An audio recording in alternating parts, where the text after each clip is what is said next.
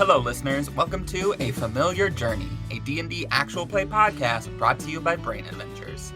A Familiar Journey tells the story of 4 animal familiars on a quest to save the legendary heroes of the realm from a mysterious evil entity. Let's meet our animal adventurers. Hello, my name is Logan Arneson, and I play Nimbus, the Paladin Sheep. The fun fact for Nimbus this week is Nimbus's favorite color is mauve, which is a matte purple pastel color that Trayson once described to him. He has yet to see it in real life. He's colorblind to mauve, specifically. Oh my god! Hi, my name is Christina, and I play Arminda the Axolotl. And the fun fact for Arminda this week is that she has a secret middle name that her father gave to her and that she really hates and that she won't disclose right now, so... Mystery. Hi, I'm Hana, and I play Discount the Chameleon Thief. The fun fact about Discount is that Cloak calls Discount their problem child because Discount gets them into more trouble than they get them out of. Cute. I am Izzy Rebels. I am the Dungeon Master for A Familiar Journey, and I also play Cloudy the Cat. And Cloudy's fun fact for this episode is Cloudy has a long-distance, on-again, off-again girlfriend named Tabby. They communicate through carrier pigeons, whom they usually end up eating. How do they manage to get more pigeons? To communicate then. How do they get pigeons to even continue to work for them? Are they not blacklisted on carrier pigeon Pigeons society? are pretty stupid, right? Gets Nimbus to order the pigeon. Last time on A Familiar Journey, as the animal familiars battle against a wild cobra, they discover it has been enchanted by the purple dragon. After a brush with death, the familiars free the cobra from the dragon's mind control and rescue Lucky the rabbit. The familiars leave the island and head out on their way, but now with more questions than answers. So we start off on this giant pirate ship that a really old rabbit is steering while his little snail friend is on his head navigating, and Cloudy is frantically running back and forth, scared out of her mind, clawing up the wood boards, completely oh my god, oh my god, oh my god, we have to get off of this boat. Cloudy, have you tried going to the crow's nest? I don't know what that is. What's a crow's nest? It's that basket at the top of the sail, far from the water. Oh my god, yes! Cloudy immediately is clawing into the post. Wait. Can I use my can I use my tongue to grab Cloudy? Yeah, you can whip it around her tail. Why? Not her tail. Because I want to grab Cloudy by the waist and dunk them in the water before letting them climb up the post. Rude. Yeah, absolutely do that. That's gonna be a check for sure. Oh yeah. Yeah. Let's do. I mean, I feel like that has to be strength. I know you don't have the best strength, so let's do athletics. Oh boy. An athletics roll. I think my athletics and strength are the exact same thing. Yeah, you have a -1. I do. 18! Ooh. Yes! Yes! Good. You rolled a If 19. you got really low, you probably rolled would a have dropped 19. Cloudy in the lake. So. Oh my god, yeah, we'd have to take a detour to get Cloudy out of there. Nah. Whole episode being written. But yeah, so Discount, go ahead and describe exactly what you're doing here as Cloudy is about to run up on the post to safety. So as Cloudy's getting their claws into the post, I whip out my tongue, wrap it around their waist, and literally lift Cloudy off the post and give the cat a solid dunk in the water, and then lift them back up and stick them back on the post. Yeah. Cloudy goes rushing up, and she's significantly slower because she's soaked now. And as soon as she gets to the top, you can't see her too well, but you can see well enough that she is staring the most intense, awful, evil stare at Discount. That was entertaining, thank you. I have no regrets. So Slippy comes over, the snail, And he just casually lets himself up on your ball, Arminda. Leaving the slime trail. Yeah, the slime trail. No touching the ball, please. So we're gonna be it's gonna be a little bit until we get to Tristal. So figured I'd let you all know if you want to maybe go under, and maybe like take a nap, have some food. We got plenty of gold and other various treasures and whatnot down there. I don't eat gold. Treasure! Let's go! Can you get off my ball so I can go? Because this is disgusting. Oh yeah. He's very slowly inching off of your crystal ball.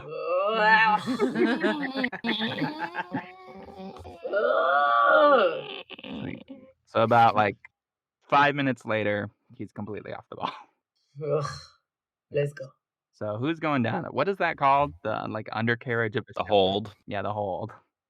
I'm going down for sure because that stupid snail is gonna come up on my ball again and I will kill him. Yeah, Arminda, you can go ahead and use your little magic cantrip prestidigitation to clean off your crystal ball. Discount, I'm going to let you know right now, you see plenty of treasure chests all filled with piles and piles of gold and jewels, fancy jewelry, stuff like that. Look at all this treasure! It's okay, Frog, relax. I dive headfirst into one of the treasure things, like Scrooge McDuck. I'm pretty tired, so I'm gonna go count some me's and then go to sleep.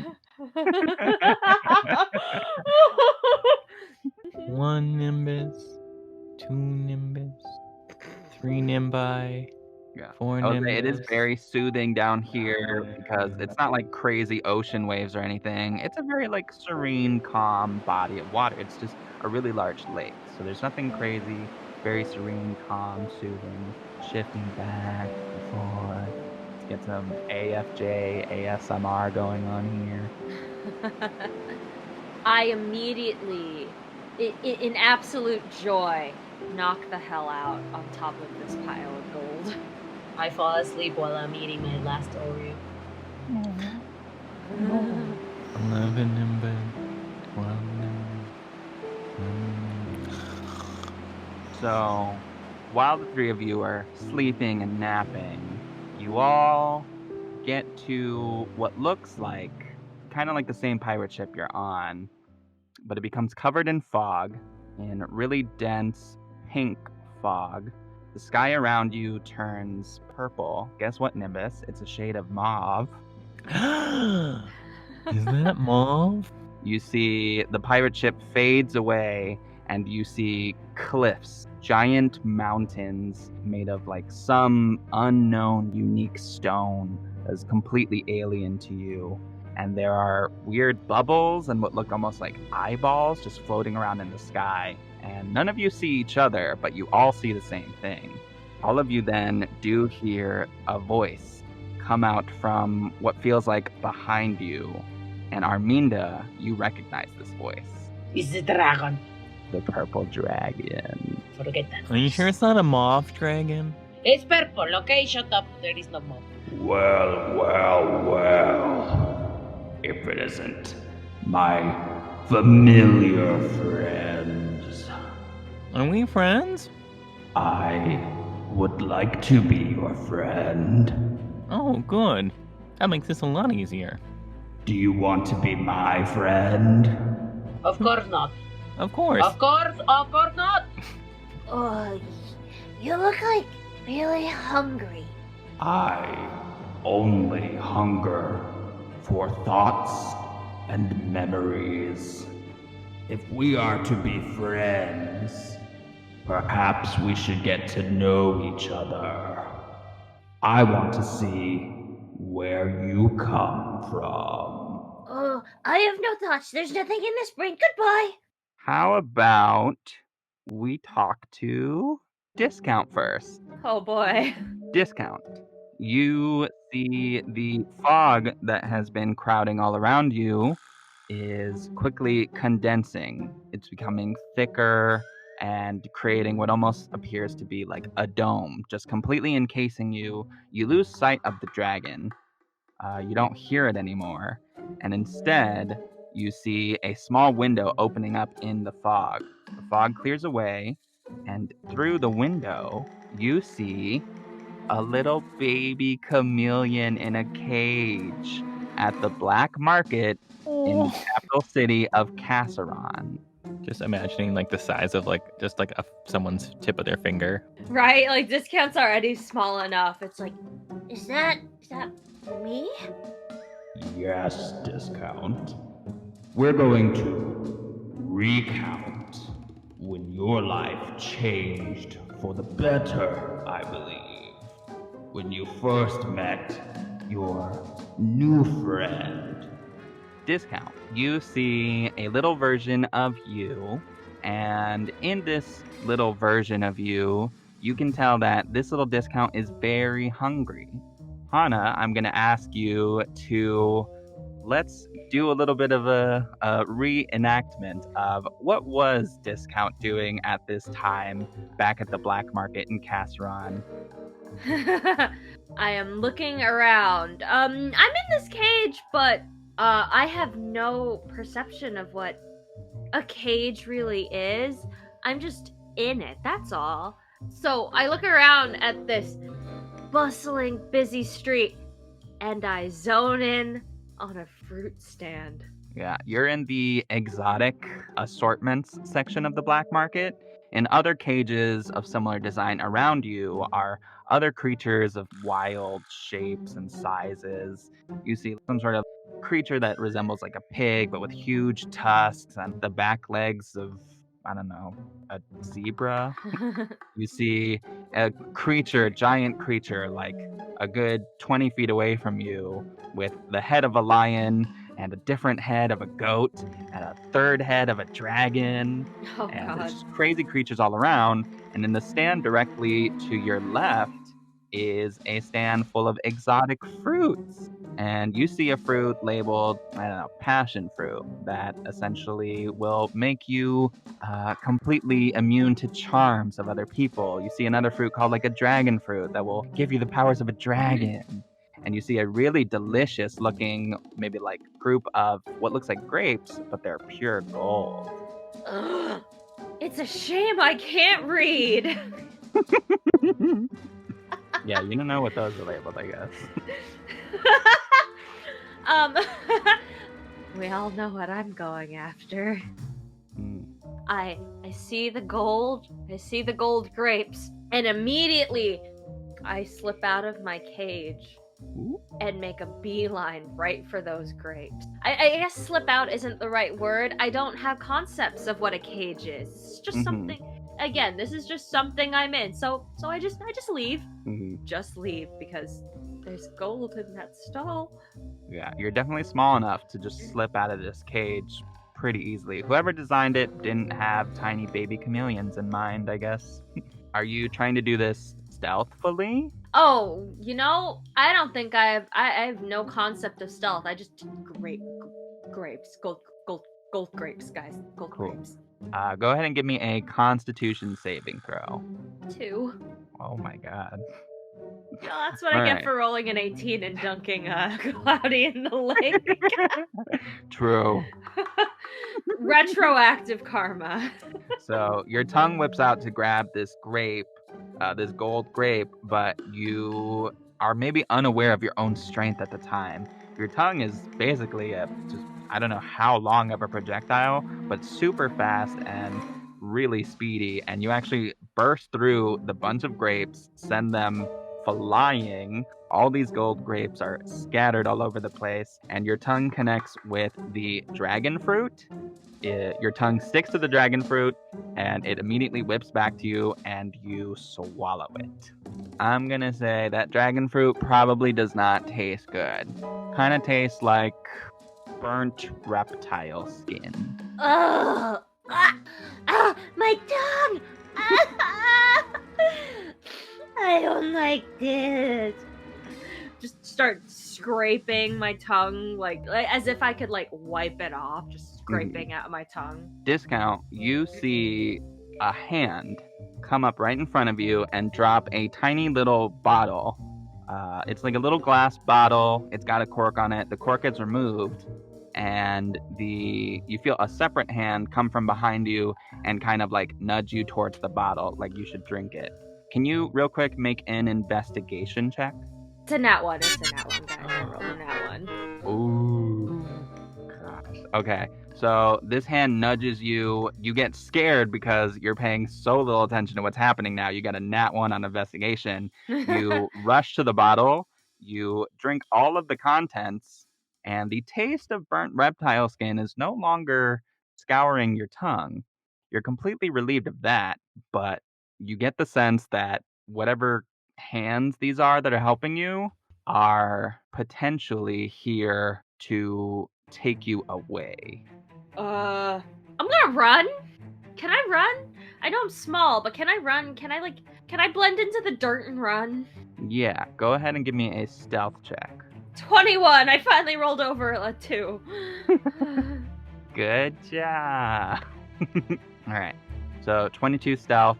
You go ahead and sneak into the shadows. You get down into the dirt, and you're like you're not digging, but you're like kind of burrowing under the like sand here.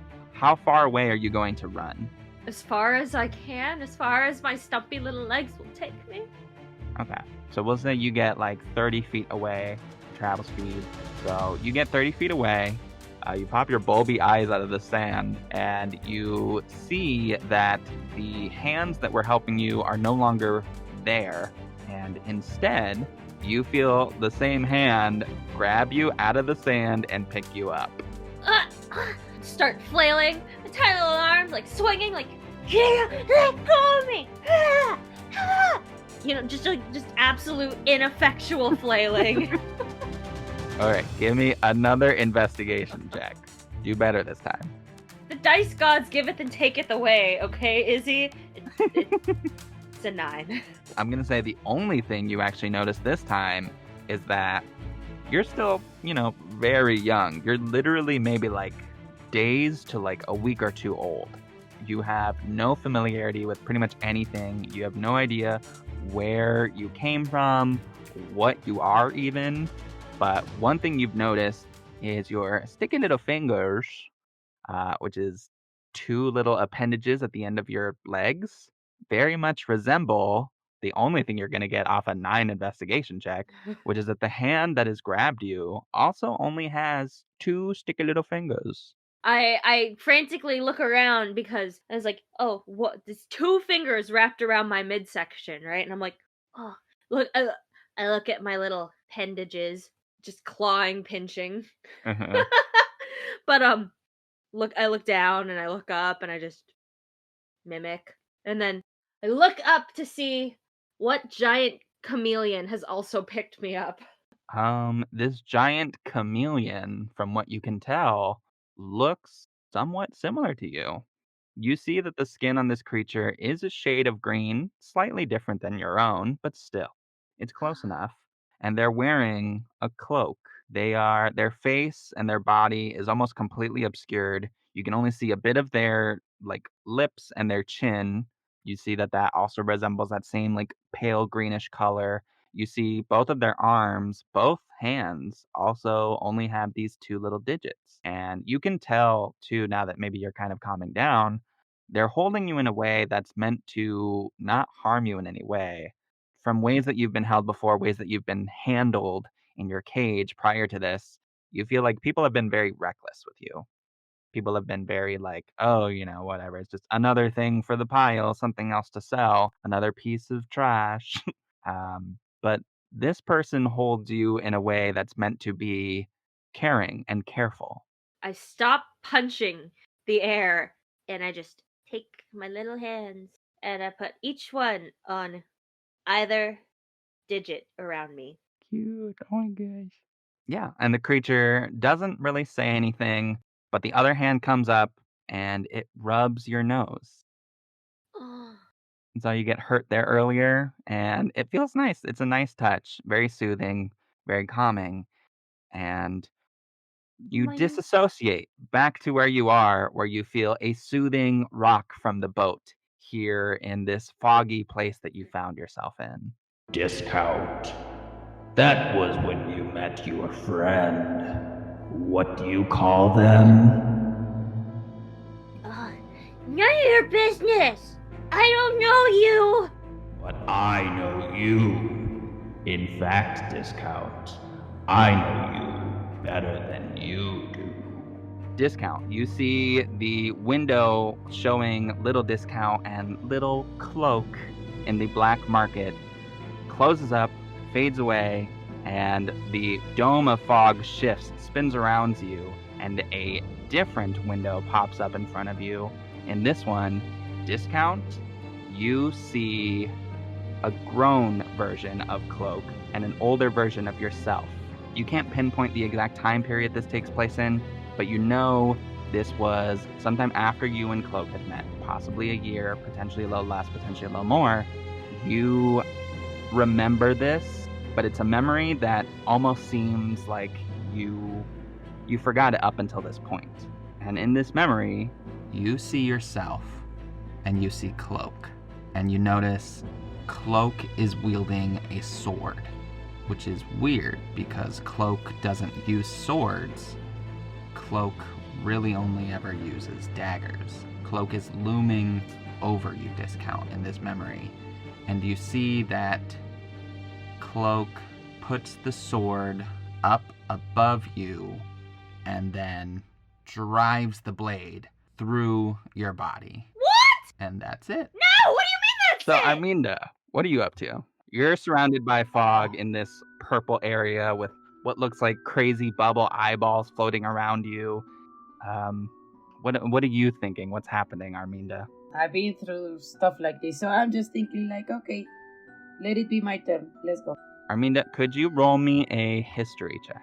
I got a 26. Ooh, wow. All right. So Arminda, I think you can remain calm. You can remain composed emotionally for a moment, long enough to recognize this place. You're actually somewhat familiar with your surroundings here.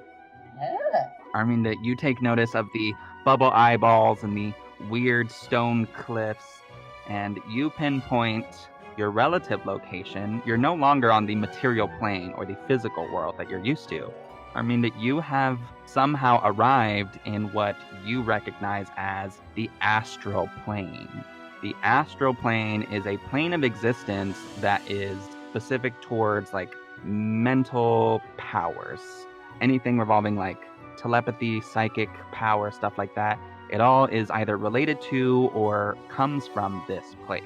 So you and yourself are somewhat connected to the astral plane from what you know. Yes, that's why Arminda keeps calm and just waits for her turn because she knows that the dragon wants to intimidate each and every one of us. So she's just waiting for whatever he wants to do. You seem undisturbed, Arminda. Well, yes, I'm very old. I know how this goes. Do you recognize this place? Yes, I know where we are. I know more than you know. Is that so? Well, then perhaps you should teach me, Arminda. Remind me, where are we? It's called the astral plane, okay? That's it. And do you know why you recognize this place?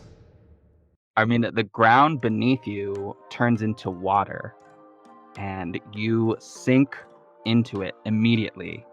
You come out directly upwards, so you sink down, and then you come out of water.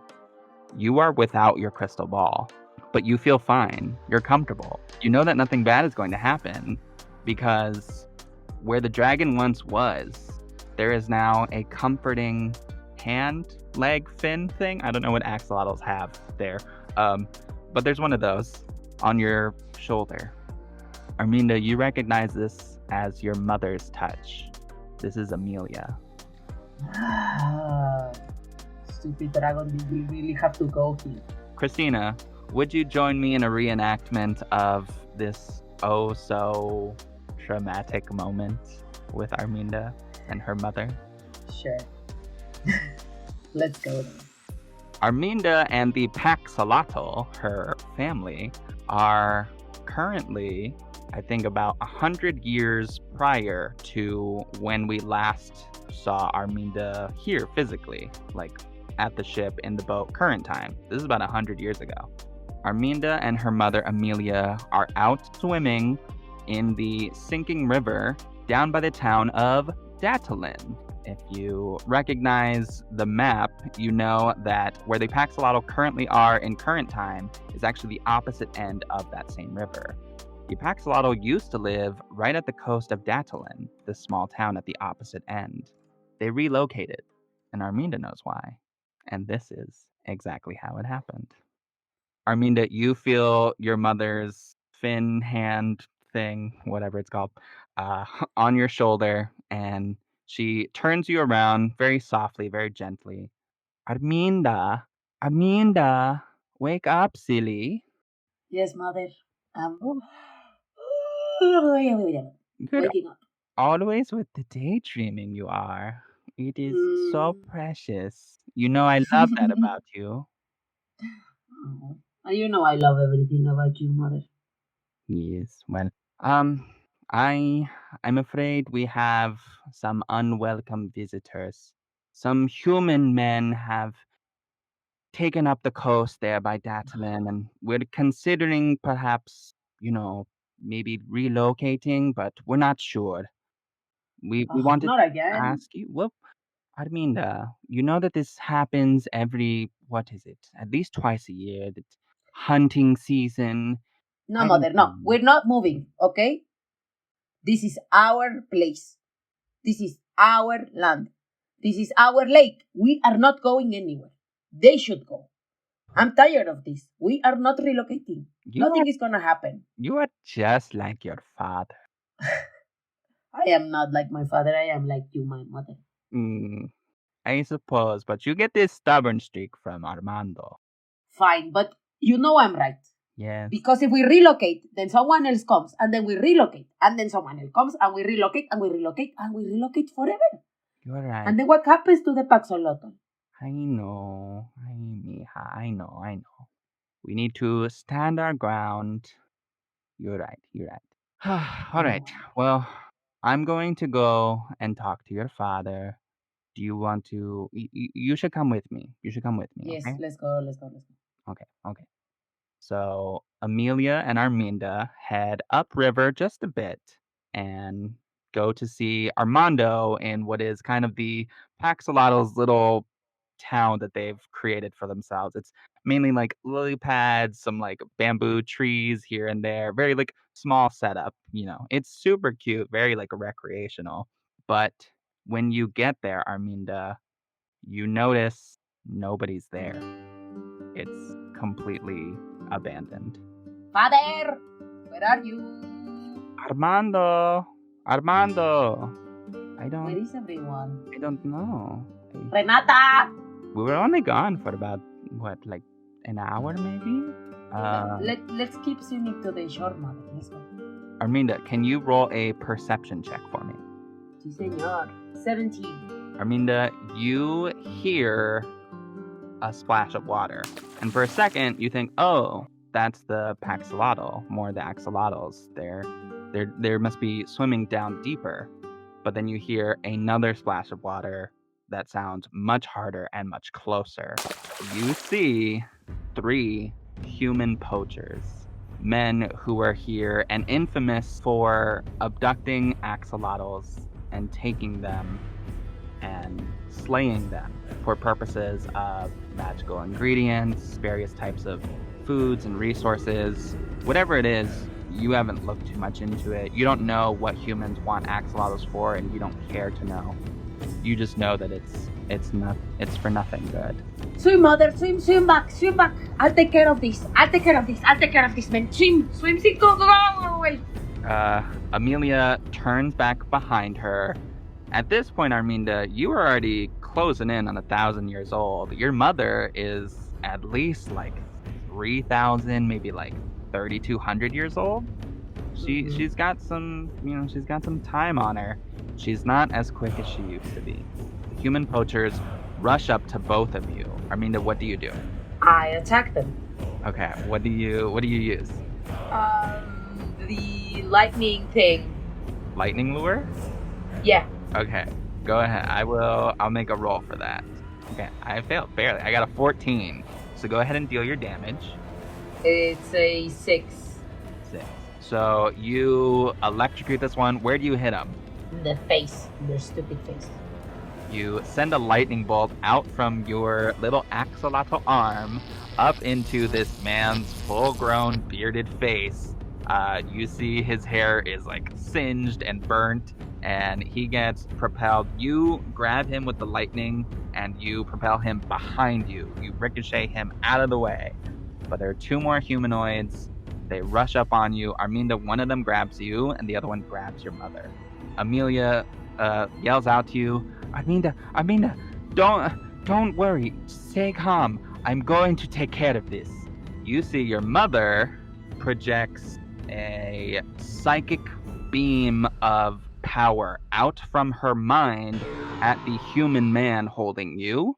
And the man, his eyes go just completely like stupefied, dull, and he falls flat. You are back in the river and his clench releases of you, but the other man continues to run away with your mother. No, What do you do? mother! It was your poacher that you had to... No! You've got maybe like, I'll say 6 seconds to do something, Arminda. Another lightning lure. I don't... Okay. Arminda, you do not hit this one. I got a nat 20 on avoiding it. You send a lightning bolt out directly in front of you at the poacher, and you miss. You get the sense of... Can you roll an insight check? 17. Arminda, you get the sense that you're in distress more than you ever have been. I think everybody listening can agree Arminda is not known for her emotional control. See, What? you know, she can be a little active in her personality, which is truly a strength, I believe. But in times of danger, in times like these, perhaps it wasn't something that helped, because you release a lightning bolt that is bigger and stronger and more powerful than any lightning bolt you've released before, but you miss. You were too tense, too strung up. Something happened and you did not make contact with your target. The poacher continues to run away, and you see your mother is being squeezed and crushed in his hand. She looks at you, she holds out her hand, and you see tears forming in her eyes, beginning to stream down her face, and you can't hear her, but in your mind you feel her telepathic message reach you, and it says, I love you. No, mother!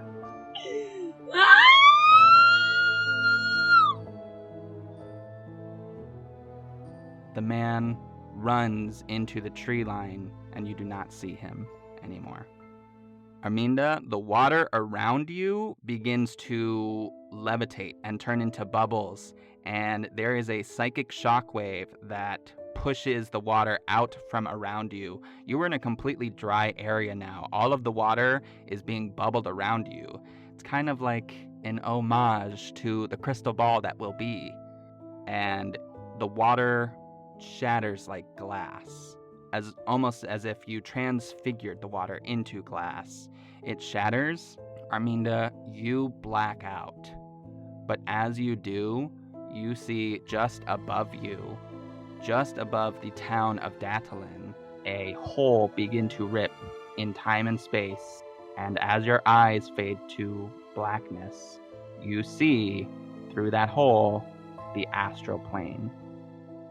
And you're back here with the dragon. That was an impressive show of power. Shut up, stupid purple snake. You need some time alone. And the dragon disappears.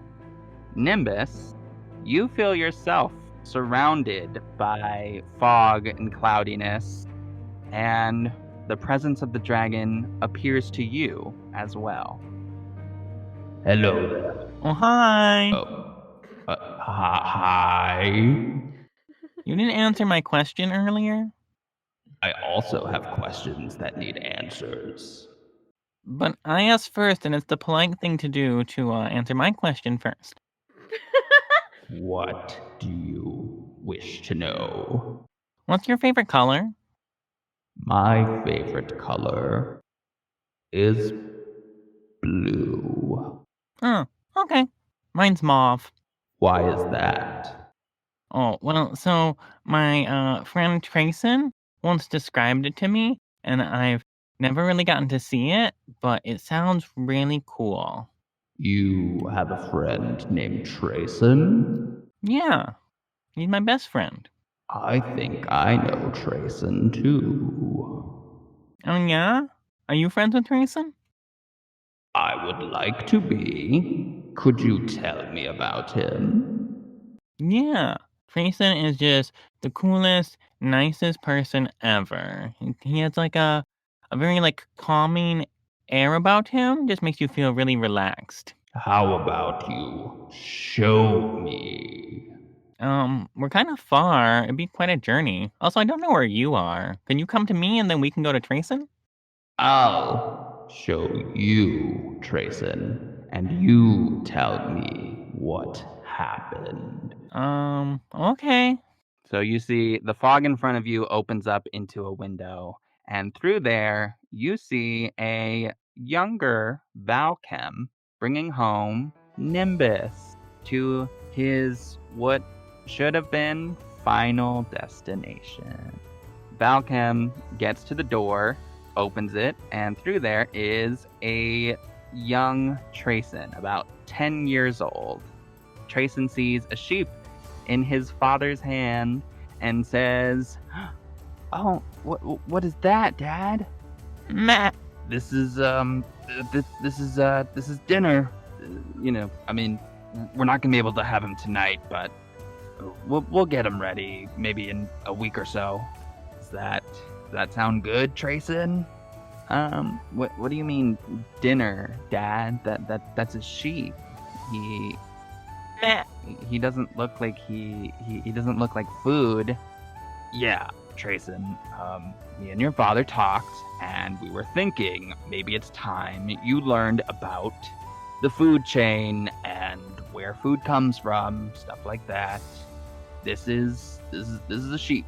It's a little baby lamb, and we're going to eat him.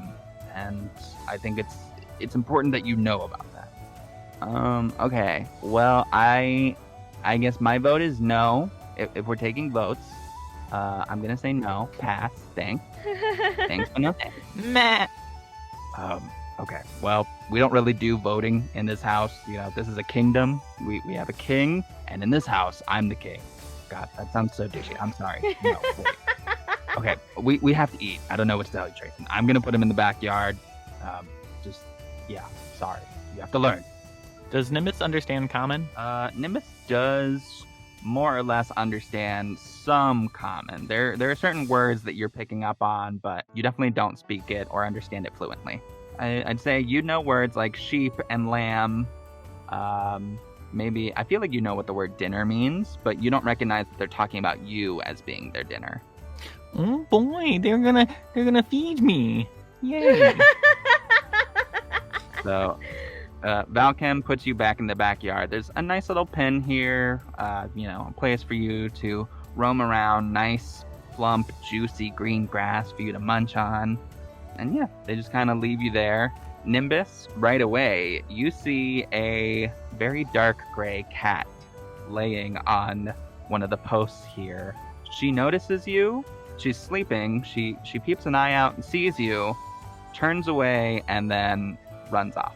Nimbus will hide immediately. Okay, go ahead and give me a stealth check. That's a 3. Okay, so how does Nimbus hide with a 3? Nimbus is gonna run and then just lay down really fast on the grass and just try and blend in. Cute. So Trayson comes out and he sees little Nimbus just on the grass, laying down. He walks up to you and he says, Hi. Oh, hi. I'm sorry we're gonna have to eat you. I don't want to, but my dad says that that's just like a thing that people do, which sounds bad because you're really cute, and I don't want to eat you. So when are you gonna feed me? Cause I'm kind of hungry, and grass is delicious, but it sounds like you have something better in store. So I don't want to fill up on grass. You know what? You look hungry. Are you hungry? Meh. Does like a little like head nod and like bumps Trayson really gently with his head. So Trayson runs into the house, comes back out maybe like 20 seconds later. He's sprinting, and he's got a little jar of something that you just don't recognize. And he puts a little spoon in there, wooden stick, and out of there is like this brown gook, but it smells good. He puts it up to your mouth and it smells super good, Nimbus. This looks unappealing, but smells delicious. I guess I can give it a little lick. This is peanut butter. I bet you'll love it. Ow. Just like bites down to the stick. He tries to pull the stick. Are you pulling it as well? Yeah, I'm trying to pull it out of his hands. Just, No, sheep. This is a spoon. You can't eat a spoon. Oh wait, maybe you can. And he lets go of the spoon. I guess if you want to eat the spoon, that's your choice. Nimbus is just gonna kind of roll the spoon around in his mouth and like try and chew on it a little bit and lick all the peanut butter off of it. You've got the spoon completely in your mouth, like long ways, and so your cheeks are real puffed out. Here, let me get that. And he like takes the spoon out of your mouth. And he's got the slobber covered spoon in his hands. He puts it down on the grass, and he reaches on a hand very slowly at you. Being like, please don't bite me. I just want to feel your soft cushiony fur. It looks like it would be really soft and comfy. Nimbus will just like kind of like sit down like a dog almost. Just kind of like wobble his head back and forth. So you can tell that Trayson is very nervous and very scared. He doesn't have a lot of experience with animals. And so he's like almost completely crouched down. And as he gets closer to touch your wool, his head, specifically his hair, is like right in front of your face. Do you want to maybe pet his hair? I'm just gonna very slowly stick my face into his hair because it looks kind of like a black sheep on top of his head. Yeah, Trayson has very fluffy, very curly, like afro puff going on, so it looks just like your fur, your wool. Yeah, so I'll just stick my face really slowly into it, just like slowly moving forward, and just kind of like sniff. Yeah, and it feels super nice. Meh. Trayson pulls back and says, "Oh wow, you feel like how I imagine clouds would feel." You feel like a sheep. He looks around your like neck area, and he says, "You don't have a collar. I guess you probably don't have a name, huh? Is it okay to give my food names? I feel like it is. So I'm gonna do it. I'm gonna name you. Because you remind me of a cloud, I'm gonna name you Cloudy." Oh no, wait. That's already taken. That's my cat's name. Oh, I know. I'm gonna name you Nimbus. Do you like that name? Nimbus? Nimbus is gonna like bounce up and down and trot in a circle and be like, Nimbus, like a cloud. Yeah. And a couple days go by, and we see a little montage of like every day, bright early in the morning, Trayson comes out to see you, comes with the same slobbered covered spoon with a dollop of peanut butter on it, and he feeds you. One day he lets you out the pen. He maybe like takes you for a walk. What else do you guys do together, you think, Nimbus? Definitely we cloud watch. We just like lay on our backs and stare up at the clouds. I think Trayson probably tries to ride me and I try and carry him, but I'm like shaking because I'm just a little lamb and my legs aren't that strong, but I'm trying really hard. So I'm just like, shake, I'll carry you, yeah. And then, yeah, we'll probably play hide and seek and tag as well. So, days go by, you two bond. You probably don't know this, but Valcam is completely unaware. Valcam is not aware that this is happening. So, a week's time goes by, and Valcam comes out. He sees Trayson in the pen with you, petting you, and Valcam says to Trayson, "Oh, are you're ready then? Tonight's the night, Trayson. Lamb meat is really delicious, or so I've been told. I've never actually eaten it. I've never prepared lamb, but I mean, I've been told it's really good, so I'm excited to try." And Trayson looks up and he's like, "Oh, yeah. Where are we gonna get some of that meat?" And Valcam just points at you, Nimbus. And Trayson, you see all the joy leave his face. And he looks at you, and then he looks back at Valcam, and he's like, "What? No, we can't. Not this sheep." What's wrong? And I just start licking his face. Valcam, hey, don't do that. I told you, Trayson, we're gonna eat this sheep. And he's like, "We can't. He's not a sheep. He's Nimbus." Valcam, "You named him? You can't name your food, son. That's rule number 1. Don't name the food."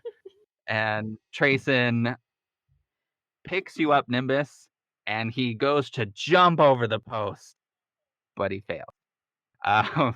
He jumps right over the post, but his foot gets stuck, and he kind of trips up, and he tumbles a little bit. You also tumble with him, and Valcam from the other side of the pen is like, "Oh, God. Trayson, please don't make this weird. I'm sorry. Can we just talk about this?" And Trayson's like, "No, you can't eat him. He's my best friend." He's holding you in his arms, and he goes running with you into the Infinity Forest. Are we going on a trip? "Don't worry, Nimbus. I won't let him eat you. I won't let anybody eat you. You're way too fluffy and cute, and I love you. You're my best friend." Oh, you're my best friend too. And you two run for what feels like hours. And before you know it, the sun has completely set. And it is nighttime. Dark and cloudy this night is. Plenty of trees. You're deep within the forest. You've never gone this deep in the forest before. You two would play hide and seek, around the tree line, but you've never gone to the point where you couldn't see anything other than trees. And that's exactly all you can see now. Nimbus, you hear a wolf howl. Trayson? What was that? Man. Come on, Nimbus. We can hide over here. I won't let anybody take you, especially not some big, bad, dirty dog. Here, just hide here, okay? Trayson puts you into a hollow of a tree, and he stands just outside of it. Nimbus, make a perception check. That is a 7. All right, Nimbus, you can't see outside the hollow anything past Trayson's legs, but you can hear footsteps of a creature that clearly is quadrupedal, and they sound very large. And you can tell that it's creeping up on Trayson. It's going slow, but it's heavy, and it's strong. Trayson. Oh, it's coming, whatever it is. The big dog. Nimbus, And I bump him in the leg. Nimbus, no. Right outside, you see a giant wolf paw come out from right in front of Trayson. You can see just under Trayson's body, and you see the paw land on the ground into the mud, and you see claws that are coated in red. Nimbus, just run! Save yourself! Trayson breaks off a root from the tree hollow that you're in, and it gives you an opening to your left that you run out of. Trayson, follow me. We can lose him. We're the fastest in this farm. No one can catch us. And I tear off into the woods. You tear off into the woods. Go ahead and make another perception check, Nimbus. That's a 15. You hear growling. You know that this growling is coming from that big dog that's in front of Trayson. And as you're running away, you kind of get turned around a little bit. You get a little lost already. And you see out of the corner of your eye this huge unruly mutt that is steps away from Trayson. You can see it slobbering from its mouth, and you can hear the trembling in Trayson's voice. You can see the fear in his eyes.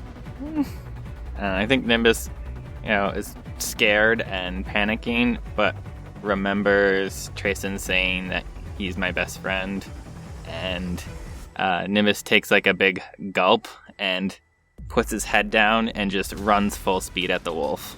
So, Nimbus, go ahead and make a horn attack. That is a 6. Ooh. So, you make direct contact with this giant dog, and you can feel you've done no damage. 2 years ago, your horns were much smaller than they are now. Just little nubs. Yeah. I did a nub attack. Nubs. It's equally as cute as much damage it did. But the wolf does turn its attention towards you, and now that you are directly next to it, Nimbus, the wolf attacks you. And I'm actually going to be making some attack rolls. Roll to hit me. Bring it. I mean, we do know that Nimbus doesn't die here, so that's fine. All right. So I'll take you. Leave Trayson alone, you big bully. Does a claw attack and a bite attack. Okay. So the claw is a 14. We're going with your current stat. Okay, 14 does not hit. Okay. Dodge to the left. All right. The bite attack is a bite attack is a 22. That will hit. All right. So that is 8 damage, and you see immediately as this creature goes to lift up its other claw and swipe you with it, a beam of light comes shooting out from the side of the forest and smacks the wolf in its side, and it just goes like straight down onto the ground. Quickly picks itself up. It looks at you, Nimbus. It's got gleaming red eyes. It looks terrifying up close. Its jaw is literally like 2 inches away from your face, and Can I bite it? you can try. I'm gonna do an unarmed strike. Okay. Then it's an 11. Cool. 11 does not hit, but I guess you can bite it. You just don't really have, I don't know, teeth Biting for teeth. biting. Yeah. Just I gum 'em. Just gum the snout. Yeah. And then the wolf turns away, kind of like releases its snout from your mouth. Gross. Looks at the direction the beam of light came from, and it runs away. And you hear Valchem come out from where that beam of light came from. And he rushes up to Trayson, and he grabs him and he holds him. He's like, Trayson, you're okay. Ugh. Trayson, you can't run away like that. You scared the hells out of me. Nimbus is just like posted up on defense, like looking where the wolf came, like protecting the two of them. Like, I'm sorry, Dad. I just couldn't let you eat Nimbus. He's my best friend, and I love him. He looks at you, Nimbus, and he sees you on guard, and he says, he's like, Bite mark. I saw him. He came back for you, and I saw he was away in the forest, and he came back out of nowhere, and he tackled that wolf with his like 2-centimeter long horns, covered in soft fluffiness. Wasn't even possible to do any damage, I'm pretty sure, but he's definitely something special. Yeah, he's my best friend, Dad. Yeah, I can see that, and I think it's only right that we acknowledge that. And he motions to you, Nimbus. He's like, come here, Nimbus. You need somebody to heal that. It's like limp over. Man, He puts his hand directly on right like an inch away from the bite mark, and magical healing energy comes from his hand and completely restores the skin and the wool on the bitten area. You were completely healed. No damage, anything like that. Nimbus, can you roll? Let's do an insight check. Insight. That is a 13. with a 13, Nimbus, you can tell that whatever magic this is that he just used on you, whatever magic that Valcam is restoring your body with, is also gifting you with a level of divine power. You feel yourself enchanted with some sliver of paladin magic. Nah. Nah. You see Trayson grabs little baby lamb you and Valcam and Trayson return back home. And the fog window closes and the dragon from behind you, Endearing. Endearing indeed. Trayson's the best. You'd be lucky to have a friend like him. Yes, I would. And that's why I'm so glad that I do have a friend just like Trayson. Oh, really? Can I meet him? You will. You will. Oh boy, I'm so excited. and the fog clears, and all of you wake up in the hold of the ship. You feel a pretty large, really jarring, crash. Oh! Is that a dragon? What was that? My stomach, my gut, my gut. I'm just patting myself like, no knife, sword. Just gold. All of you see a pair of claws come up from what's your ceiling, and it makes a circular motion, and it cuts a perfect circle in the wood of the ceiling/floor above you. And Cloudy sticks her head through the circle. Okay, it's time to go. We've hit land. We are leaving now. We're at Tristel. And Cloudy just rushes away. Oh boy, we're here. I just had the most fun dream. We were all in a ship. Let's go. Oh. It was not fun. Okay. That dragon seems really nice as I trot up the stairs. Oh my And you've god. all reached the city of Tristel. This is your goal. You finally made it. So as a reward, you get 2 levels. Ooh. And discount, you can keep, 2 levels. I don't know, however much gold you think you can carry, which probably isn't much. Stuff it into Nimbus's wall. Yeah, you can stuff a good chunk into Nimbus's wall. Oh, you know exactly what I'm doing. 3 coins. Yeah, discount, you can carry 3 coins. Nimbus can hold, I don't know, 100.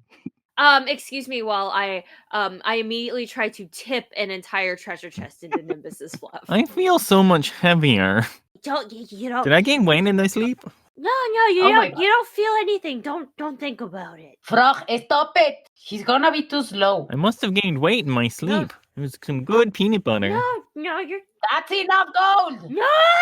And with that, we're going to close out the episode. Thank you.